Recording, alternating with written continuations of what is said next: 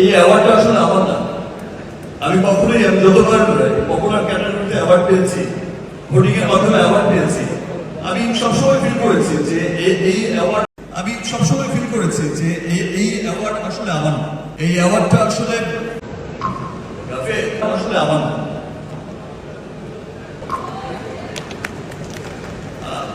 এই অ্যাওয়ার্ডটা আসলে সেই সমস্ত মানুষের, সেই সমস্ত ভালোবাসার মানুষের, দেশ বিদেশ থেকে যারা আমাকে শুধু এই মেরিল প্রথম আলো অনুষ্ঠানে না, আমার প্রত্যেকটা ক্লান্তি লগ্নে, আমার প্রত্যেকটা সুসময় দুঃসময় আমার পাশে থাকে, আমার ভালোবাসার ফ্যান্সরা, আমার ভালোবাসার সাকিবিয়ানসরা, এই অ্যাওয়ার্ডটা একদমই তাদের জন্য। Thank you.